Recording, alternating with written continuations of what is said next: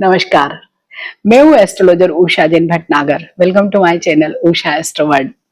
18 मई 2025 को ही राहु और केतु ने अपनी राशि का परिवर्तन कर लिया है। राहु और केतु दो ऐसे छाया ग्रह हैं कि ये 18 महीने में अपनी राशि का परिवर्तन करते हैं, और जब भी ये राशि का परिवर्तन करते हैं तो बहुत सारी घटनाएं घटित होती है।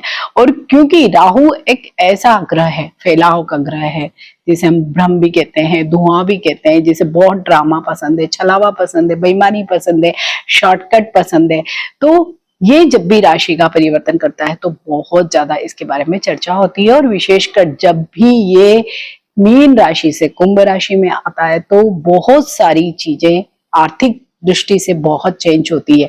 क्योंकि मीन राशि में जब राहु का जल तत्व की राशि में जब गोचर करता है तो बहुत ज्यादा आर्थिक रूप से अस्थिरता दे देता है। बहुत सारे असंतोष या इस तरह के आंदोलन और बहुत सारी जो चीजें नॉर्मल में नहीं होती वो चीजें करता है। लेकिन जैसे ही वो कुंभ राशि में आता है तो सारी चीजें सेटल डाउन हो जाती है। विशेषकर आर्थिक दृष्टि से जो भी चीजें, नए कानून बनते हैं, नए रिफॉर्म्स आते हैं, बहुत सारी चीजें उस पर्टिकुलर पीरियड में अवश्य ही होती है। क्योंकि पास के जब भी राहु के, क्योंकि 18 साल में ये परिवर्तन आता है, तो जब भी पिछले जैसे 2007 में ये परिवर्तन आया था तो सेम यही हुआ था कि रिसेशन हुआ था, उसके बाद बहुत सारे रिफॉर्म्स आए थे, नई नई चीजें हुई थी, तो बिल्कुल वैसे ही चीजें अब होंगी। और क्योंकि राहु का जो ये पसंद वाला, जो शनि के भाव में ही, शनि की राशि में जो गोचर होगा वो बेहद खास है। 11वां भाव क्या है? इच्छाओं का भाव, लाभ का भाव। तो यहाँ पे जब राहु गोचर करेगा तो क्या करेगा? इच्छाएं बढ़ाएगा। और इच्छाएं जब भी बढ़ जाती तो हम क्या करते हैं? धन प्राप्ति के लिए बहुत प्रयत्न करते हैं, बहुत जुगाड़ करते हैं, मेहनत करते हैं। तो बस यहाँ पर राहु ये ही सब करवाने वाला है। और ऐसे भी क्योंकि कुंभ राशि, कुंभ मीन्स घड़ा, तो घड़ा हम यूज करते हैं स्टोर करने के लिए, जमा करने के लिए। लेकिन हम पुरातन काल में देखते हैं, पिछले जमाने में देखते हैं, तो इसी घड़े में बहुत सारी चीजें स्टोर की जाती है। मीन्स यहाँ पे ये जो घड़ा है उसको भरने के लिए राहु का ये गोचर होने वाला है। ऐसे भी कुंभ राशि वाले लोगों का एक नेचर होता है कि उनका घड़ा जब रीता होता है तो वो थोड़े से डिफरेंट तरीके के होते हैं। लेकिन जैसे जैसे उसमें धन भरता जाता है या वो किसी भी चीज से भरता है तो बहुत ज्यादा ईगोइस्टिक या बहुत ज्यादा अहंकार में वो आ जाते हैं, फिर उनका घड़ा फूट जाता है। अगेन वो फिर से ट्राई करते हैं। राहु बिल्कुल ऐसी ही सिचुएशन देता है कि शुरुआती 8-10 महीने में तो बहुत ज्यादा आपको धन के प्रति पागल, जिसको हम कहते हैं ना, ऑब्सेशन होता है, बिल्कुल वही स्थितियां देने वाला है। और जैसे ही आप कहीं किस जगह पर पहुंच गए, क्योंकि राहु अहंकार भी बहुत देता है, प्लस बेईमानी, शॉर्टकट, ये सारी चीजें भी देता है, तो कहीं न कहीं जो 8-10 महीने का समय तो बहुत बढ़िया होता है कि हम बहुत उत्तरोत्तर प्रगति करते हैं। लेकिन उसके बाद अचानक ही जो स्लो डाउन या डाउनफॉल होता है वो भी आना शुरू हो जाता है। तो ये एक राहु का कुंभ राशि में जब भी गोचर होता है ये नेचर होता है। राहु इन 18 महीनों में 3 नक्षत्रों से होकर गुजरेगा। एक जो शतभिषा नक्षत्र है वो राहु का खुद का ही नक्षत्र है। उस समय सचमुच बहुत ज्यादा अलग रिजल्ट सभी राशियों को मिलने वाले हैं। ऐसे भी इस साल प्लस अगले साल के 6 महीने में 18 महीने यही ट्रेंड रहेगा कि हर कोई केवल और केवल पैसे के पीछे भाग रहा है। क्योंकि वर्तमान समय तो राहु का ही समय है, तो जितनी भी हमारी आपाधापी भाग दौड़ है हमारे जीवन की, वो किसके इर्द गिर्द है? धन के ही इर्द गिर्द है। और साथ ही आप कोई भी राशि के हैं, अगर आप सोशल मीडिया पे काम करते हैं, आप कोई सेलिब्रिटी है, मीन्स कोई फिल्म इंडस्ट्री वगैरह से काम कर रहे हैं, आप टेक्नोलॉजी से रिलेटेड किसी भी फील्ड में आप काम कर रहे हैं, आप ऑकल्ट से रिलेटेड कोई कार्य कर रहे हैं, तो इन सभी लोगों के लिए तो ये जो 18 महीने का समय बहुत नेम, फेम, पैसा, जितनी भी चीजें जीवन में हमें चाहिए होती है, जिनसे हम बहुत क्षणिक तौर पर खुश होते हैं, वो मिलने वाली है। तो राहु का ये गोचर सचमुच बहुत अच्छा रहने वाला है। लगभग सभी 12 राशियों पर इसके बहुत अच्छे प्रभाव होंगे, और विशेषकर धन संबंधी मामलों में तो बेहद अच्छे रिजल्ट सभी 12 राशियों को मिलने वाले हैं। तो मैं हर राशि के लिए अलग से एक डेडिकेटेड वीडियो शेयर कर रही हूँ। अभी तक मैंने तुला राशि के वीडियो शेयर कर दी है, आगे की जो भी राशियां उनके भी शेयर करने वाली हूँ। और हर वीडियो के अंत में मैं कुछ रेमेडीज भी आपसे शेयर करूंगी। लेकिन एक बात जरूर ध्यान में रखना चाहिए कि राहु धुआं है, धुएं को हम कभी भी कैद नहीं कर सकते और उसे अपने मन मुताबिक भी हम कभी भी मोड़ नहीं पाते। हम रेमेडीज करते हैं, कुछ हमें भी मानसिक सपोर्ट मिलता है, चीजें सच में ठीक भी होती है, लेकिन फिर भी हम धुएं को कैद नहीं कर सकते हैं। ये बात जरूर ध्यान में रखना चाहिए। साथ ही ये जो गोचर के वीडियो है वो चंद्र राशि पर आधारित है, ना लग्न पर आधारित है और ना ही सूर्य राशि पर। तो जो भी आपकी चंद्र राशि है उसी के अकॉर्डिंग इन वीडियोस को आप देखिए। मकर राशि शनि की 7.5 से अभी बस मुक्ति मिली ही है और इधर अब राहु का गोचर शुरू हो गया है, तो बहुत चिंता भी है कि राहु अब क्या कुछ देने वाला है, हमारे लिए क्या लेकर आया है। तो सबसे अच्छी बात यही है कि ये जो राहु का गोचर 18 तारीख से ही जो शुरू हुआ है, मकर राशि वाले लोगों के द्वितीय भाव से होकर जा रहा है। द्वितीय भाव एक बहुत अच्छा भाव है चार्ट का, वो है क्योंकि धन का भाव है, वाणी का भाव है और हमारे कुटुंब या हमारी एक्सटेंडेड फैमिली का भाव है। तो वहां पर जब राहु गोचर करेगा, धन का भाव, सबसे पहले तो जीवन का जितना भी हमारा फोकस है केवल और केवल धन ही है, तो वहां पर जब राहु, ऐसे भी इस बार तो वो कुंभ राशि में आया हुआ है, तो बस धन ही धन, मतलब सारी फोकस सभी लोगों की केवल धन, क्योंकि राहु बनाने ही वाला, ऐसे ही सर्कमस्टेंसेस बनेंगे, ऐसे सिचुएशंस आएंगे कि सब कोई केवल धन के पीछे ही भागने वाले हैं।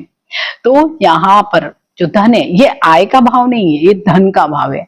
आय का भाव उसमें तो राहु खुद कुंभ राशि में आया ही है, लेकिन वो आपके द्वितीय भाव से गोचर करेगा तो क्या होगा, जब भी हमारी आय ज्यादा हो जाती है, हमारे जो दैनिक खर्चे वो पूरे हो जाते हैं और उसके बाद हमारे जो पैसे बचते हैं हम क्या करते हैं, उसको जमा करते हैं, असेट बनाते हैं, निवेश करते हैं, बहुत सारी चीजें सब लोग अपने अपने तरीके से करते हैं।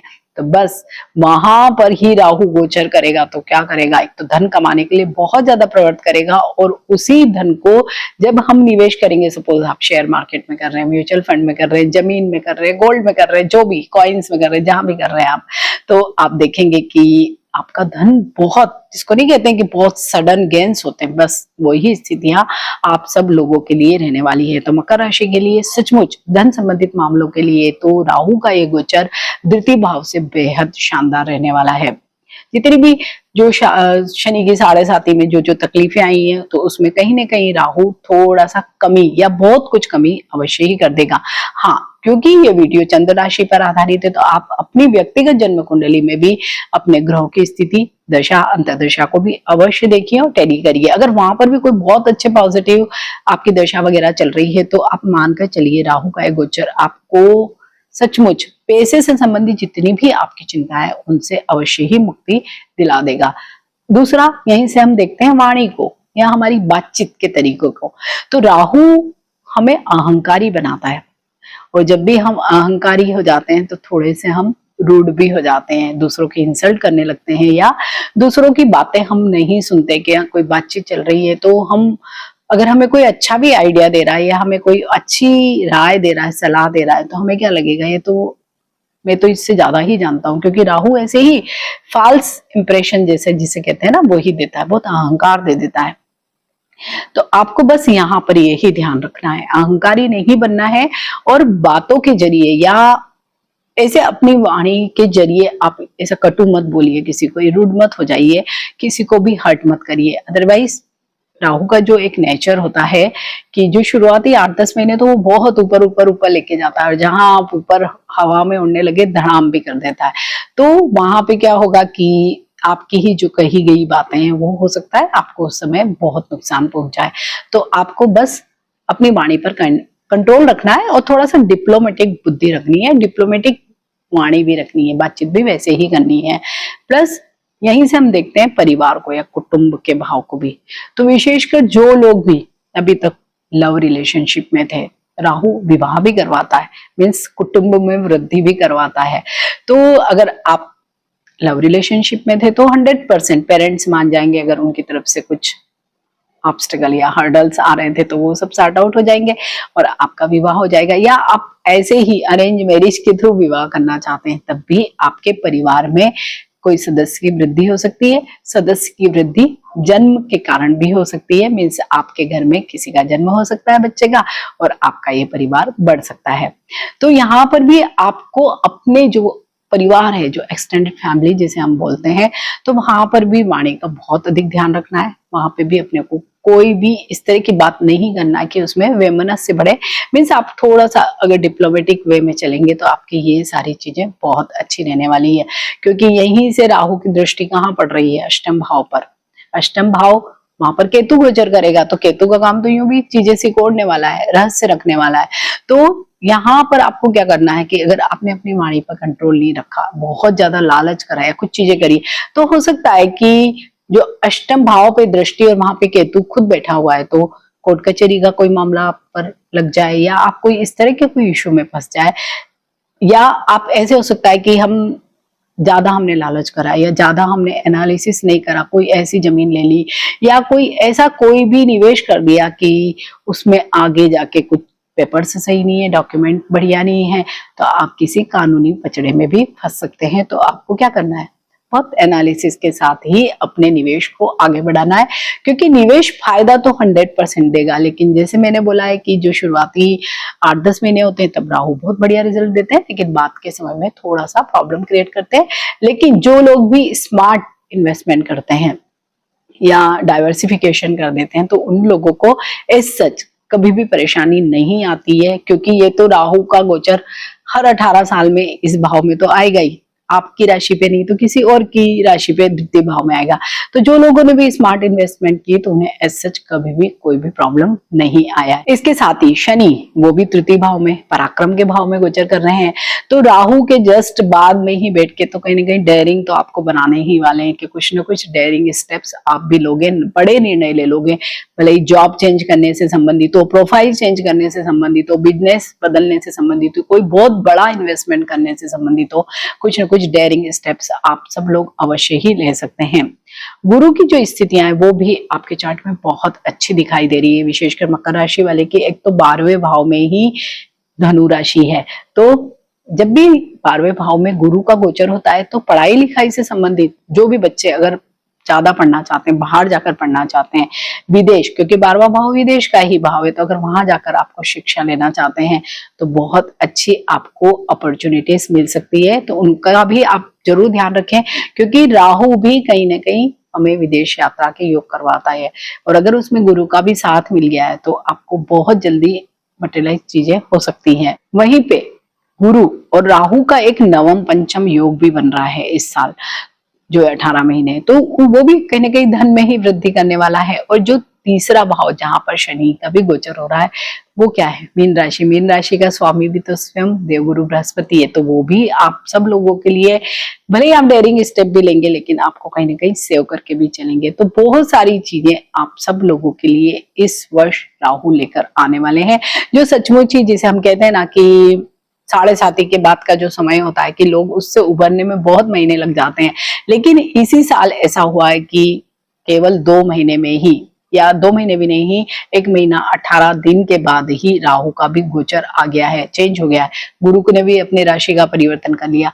मीन्स 3 मोटे मोटे स्टार जब चीजें चेंज करते हैं तो डरने की बिल्कुल जरूरत नहीं होती है। तो ये आप सब लोगों के लिए बहुत ही अच्छा समय है, तो इस समय का जरूर सदुपयोग करिए, क्योंकि 18 महीने का समय कम नहीं होता है कोई भी नई चीज स्टार्ट करने के लिए, या जो पास्ट में शनि की वजह से जो चीजें बिगड़ी हैं उनको फिर से लाइन पर लाने के लिए। तो मकर राशि वाले सभी लोगों को सबसे पहले तो अपना चार्ट भी देखना है, अगर वहां पर कुछ अच्छी दशा वगैरह नहीं चल रही है तो जरूर रेमेडीज करनी है। तो सबसे पहले रेमेडीज में, राहु की रेमेडीज में यही सजेस्ट किया जाता है कि आप ब्लैक कलर, ब्लू कलर से बच कर रहिए, क्योंकि राहु सिर पे बैठता है और जब भी इन कलर को, जो भी लाइट को एब्जॉर्ब करते हैं जो कलर, तो उससे आपकी जो बेचैनी है या आपका जो स्ट्रेस है, एंजाइटी, वो बहुत बढ़ जाता है। तो आप इन कलर्स को अवॉइड करिए, व्हाइट, ऑफ व्हाइट, येलो के पेस्टल शेड्स पहनिए, आपको बहुत अच्छा फील होगा। इसके साथ ही जितना ऑर्गेनाइज रहेंगे और जितनी भी घर में वाटर बॉडीज होती है ना, जैसे कि आपका वॉशरूम है, किचन का सिंक है, वॉश एरिया है, या आपका जो पोर्च एरिया है, तो वहां पे कहीं पर भी पानी मत गिरा रहने दीजिए, उसको जितना नीट, ड्राई, क्लीन रखेंगे तो आप देखेंगे कि राहु आपका यूं भी ठीक ही रहेगा। और जितना आप ऑर्गेनाइज्ड रहेंगे, चीजें आपकी बिल्कुल सजी सवरी, बिल्कुल अलाइंड रहेगी अगर हर जगह, तो आप देखेंगे कि राहु वहां पर भी आपको किसी भी मति भ्रम में या किसी भी प्रकार के चौस में या डिलेमास में नहीं डाल पाएगा। राहु के बीज मंत्रों का जरूर आप जाप करिए, गूगल पर आप सर्च करिए, वहां पर आपको मिल जाएंगे। इसके साथ ही आप सब लोगों को अगर राहु की वजह से कुछ नेगेटिव इम्पैक्ट आ रहा है तो मां छिन्नमस्ता देवी के मंत्र का भी आप जाप कर सकते हैं या आप सुन सकते हैं। तो बहुत छोटी छोटी सी ही रेमेडीज है जिनको आप फॉलो कर सकते हैं, राहु को फेवरेबल कर सकते हैं। तो मकर राशि वाले सभी लोगों के लिए राहु का ये जो राशि परिवर्तन बहुत शानदार लग रहा है, इस समय का जरूर उपयोग करिए। तो मिलते हैं एक नए वीडियो में, टिल देन नमस्कार।